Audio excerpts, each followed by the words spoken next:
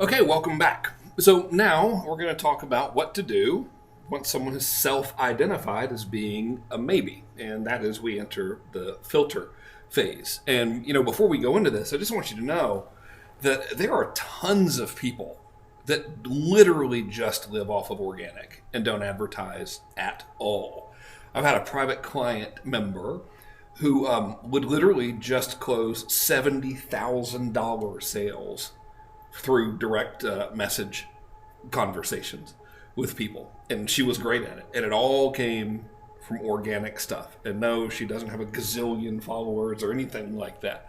And tons of people do this. A friend of mine, Brooks, who lives down the road, brand new coach, and doesn't even have a fancy web page, nothing. Does everything, gets all of his clients, $40,000 one-on-one, $5,000 group people, gets everybody just doing this stuff, right? So you've had someone self-identify as a maybe. And so now we're going into the filter system.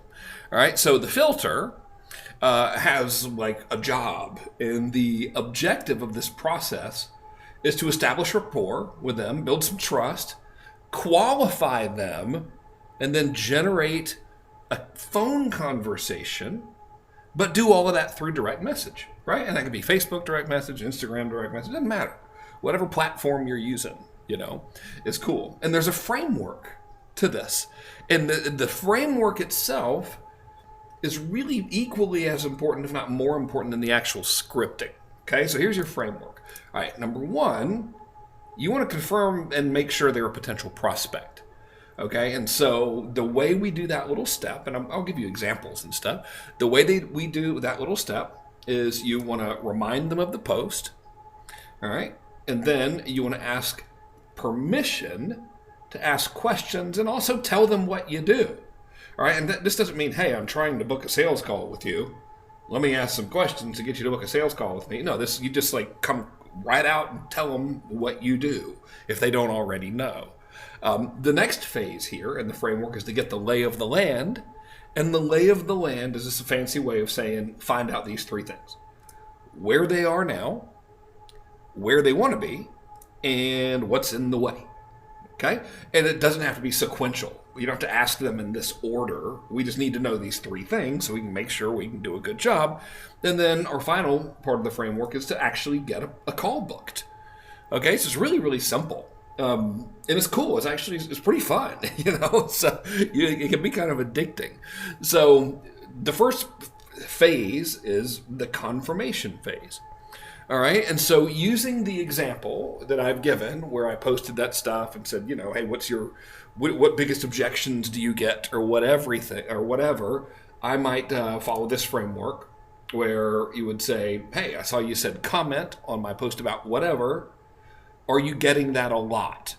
All right, and so in this particular case, I might say, hey, I say you said I need to think about it is the biggest objection you're getting.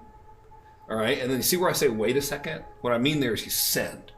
So I don't want you to be sending all of this stuff in one long paragraph. It needs to not look like a bot. It's best to do the first part on your phone so Facebook doesn't think you're spamming or think you're a bot.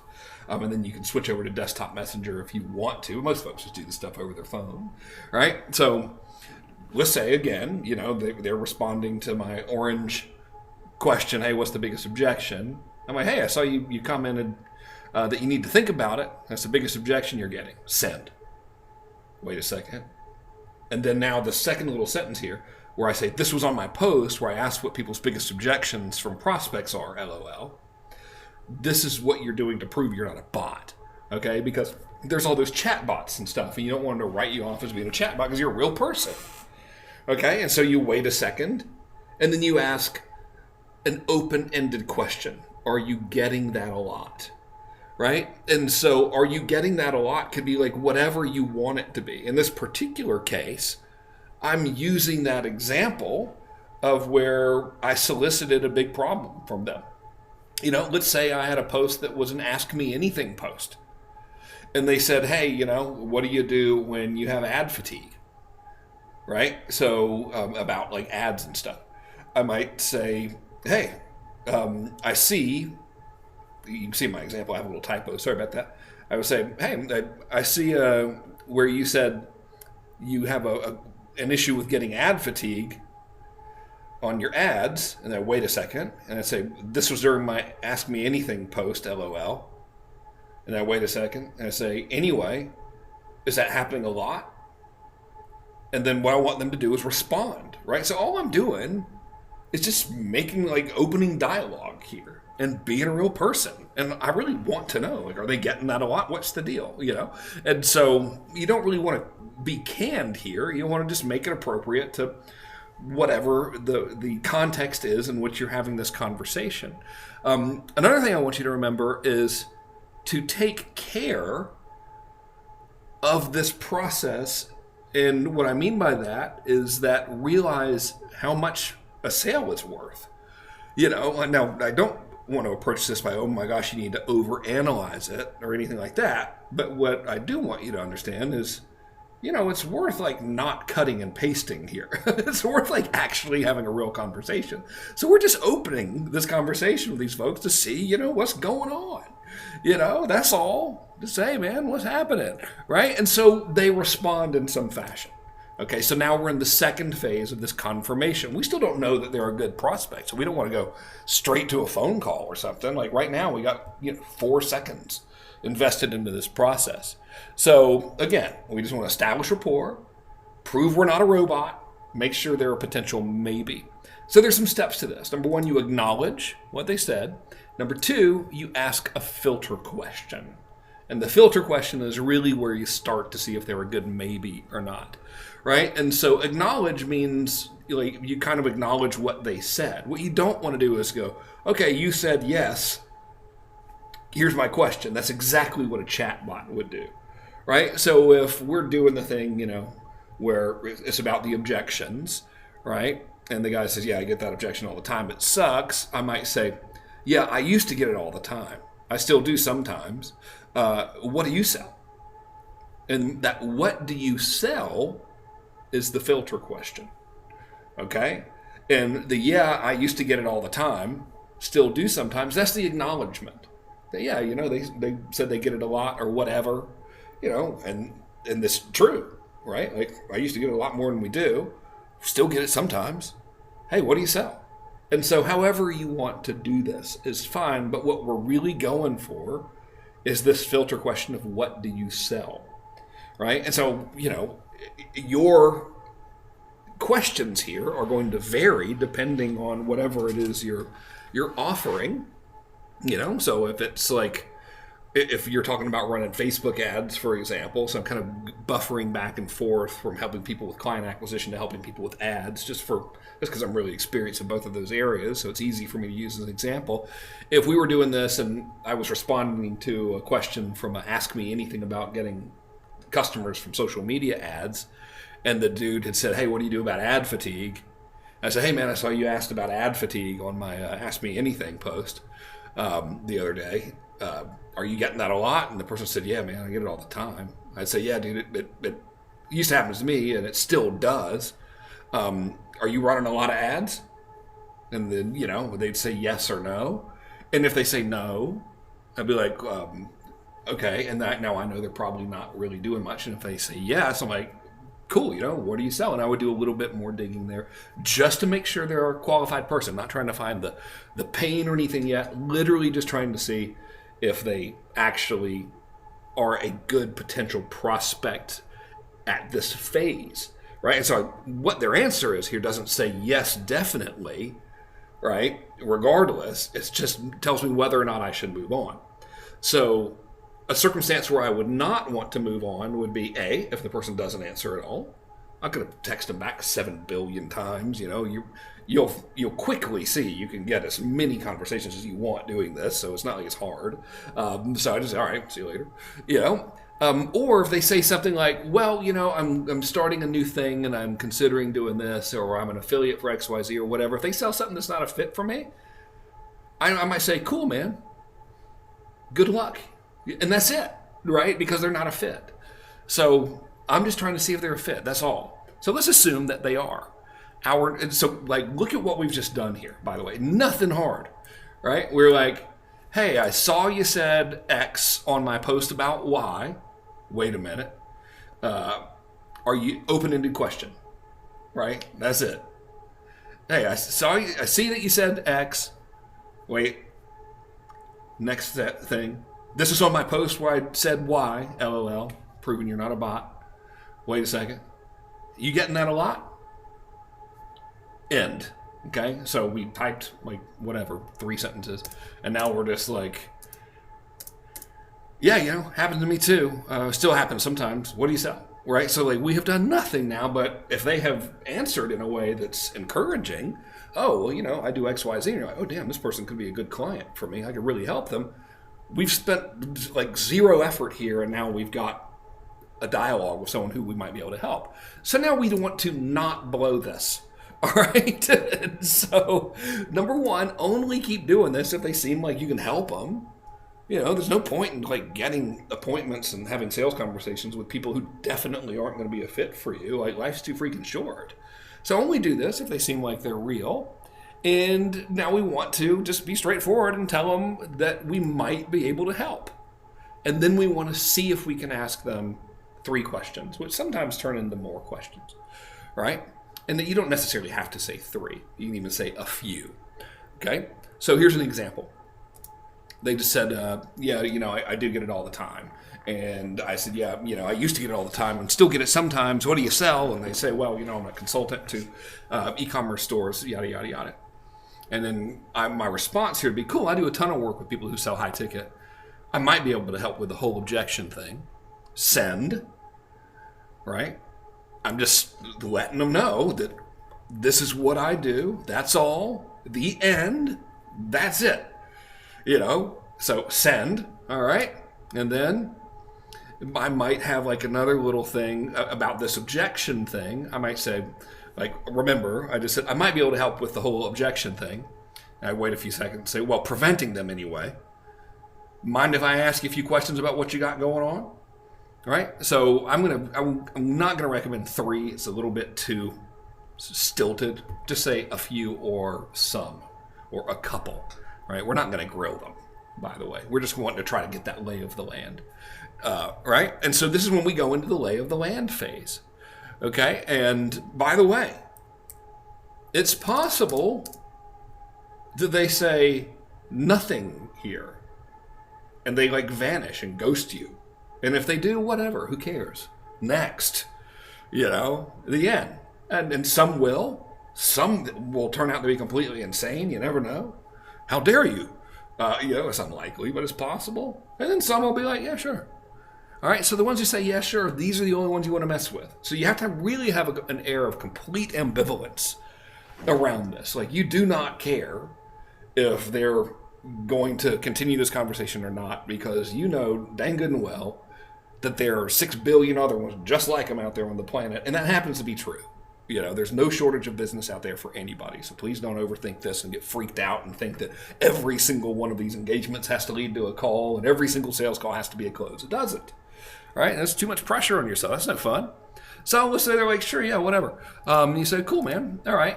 So the lay of the land does not have to be sequential. So the things you want to find out are where they are now, where they want to be, and what the big problem is. But you don't have to ask them in that order. Remember, you're doing this as a conversation, right? And so you want to ask these questions and gather this data as it fits in with the conversation. Otherwise, it's going to sound canned. So if they said, sure, and I'm like, okay, cool, how much revenue are you doing? That's going to sound canned, right? It's going to be like, okay, wait a minute. This is immediately seeming like everybody else, So in this particular example, let's stick with the one where we responded to someone who commented in reference to a specific problem, right? And so again, we're pretending we're in dialogue with someone who said, my biggest objection that people are giving me, or I need to think about it. So we're going to start with that area, right? What's the big problem? We know that part of the problem is that people were saying that they got to think about it, right? So what I want to do is just see if there's any other problems, because it conversationally makes sense. All right. So what I would say is something like, cool. Okay. So other than people telling you they need to think about it, what else is keeping you from getting the clients you want? Now, I'm inserting clients you want because I'm imagining they say they sell some sort of professional services. If they said they sold something else and I still thought I could help them, I would use that languaging, right? This is a conversation. We're very fluid here, you know? And so you hit send, right? And then you just wait to see what they say.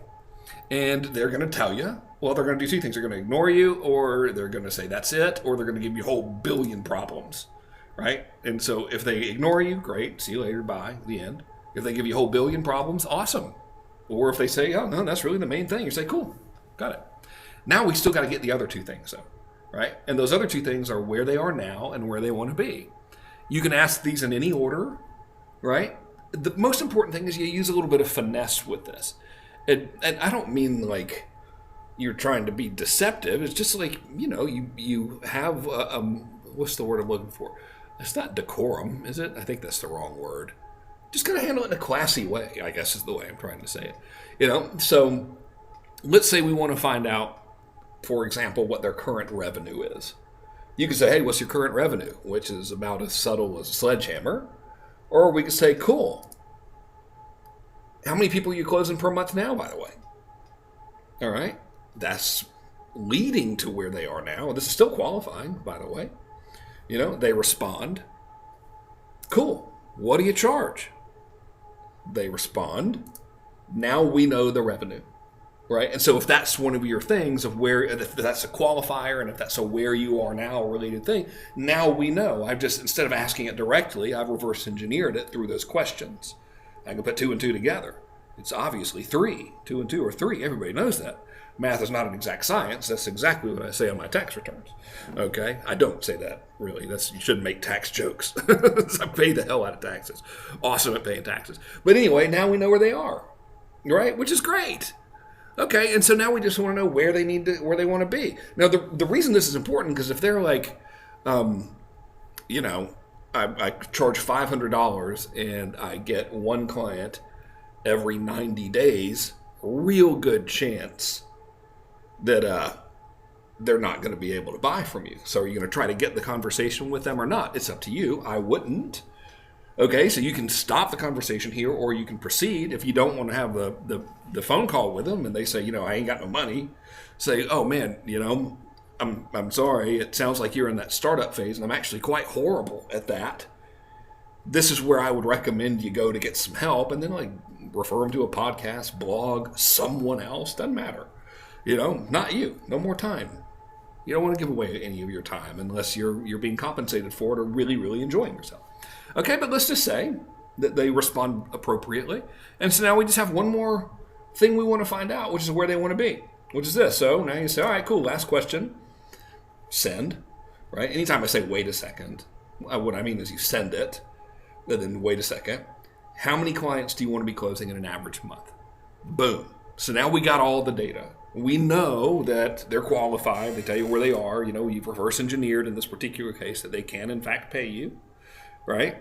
Unless they're lying. We know where they want to be, right? And we know it's relatively feasible. So if they say I want to be closing 20 billion, you might continue that conversation like, dude, I don't think I can help you to close 20 billion clients a month.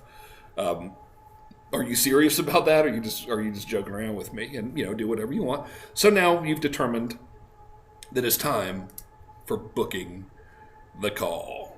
All right? So, as the old saying goes, there are many ways to skin a cat. So there's a lot of ways to do it. It was the weirdest saying anyway. Like, what the hell? I've got a cat. Her name's Chloe. What kind of person skins cats? Anyway, so here are some responses, right? So now you've decided you want to move to the sales call phase. Here's one way to do it. Okay, my thumbs are killing me, LOL. Send. You don't have to wait a long time. You just don't want it to be like one long paragraph. I think I can help you, but it would be easier to go old school and talk on the phone. I might even hit send there. Instead of me trying to type all this out, send. What do you want to do? Stop. Let them respond. They're going to do one of 3 things. A, nothing. B, say, no, I don't want to do that. Or C, say, yeah, sure. And then if they respond accordingly, you book the call. And you book it in real life. Send them a calendar link. You're like, cool, man, okay. What's your number? What's your email? Here are my dates and times. which one of these works for you, and you're doing it via Messenger. Right? You do it like a real person. All right, so that's method number one. Just the old thumbs are killing me. It's going to take a little bit more than me typing this crap out to help you. Here's another one. Okay, I think I can help you, but it will take forever to type all this out on my phone. LOL, send. Are you cool with an actual phone call? Wait, and see what they say, right? Never under any circumstances ever try to convince them to have the phone call with you. You're just going to end up having an unpleasant time, right? So you're just putting them in the driver's seat. They're asking for it, the whole time. Always asking you, okay? Here's the third way to do this. I know what to do, but it's easier to tell send. It's easier to explain it over Zoom or phone than taking forever to type it out here in Messenger, LOL. Are you up for a call? Right? So these are, in really any way that you want to do this is fine. There's no magical way to do it, and there's no horrible way to do it unless you're insulting. You're stupid. I can fix your stupidity by having a stupid call with you, dummy. Wouldn't say that, but generally speaking, you can't really mess this part up. But it doesn't mean 100% of them are going to want to book a call with you. It's just the way it is, right? And so if they ignore you, then forget about it. So really, here are their possible responses. Number one, they say yes, which is not unusual, right? And so in that case, you book the call right there on the spot. Go for today, if you can. The longer out from today than the time they have the call, the less of a chance they have of showing up. So you want to book that call same day, next day. I don't like to do real far out. Okay? Do not send them a calendar link. It's rude. Literally book them right there over Messenger. Great. What number do you want me to call you on? Guess how you get the number. What's an email to send the confirmation to just in case? Now you get the email. Great. Okay. Which one of these times work for you? However you want to do it, right? Just like you would normally do it if you and your friend were booking a time to go see a movie together. All right. The other thing that could happen in any of these situations is they just ghost you or they say no.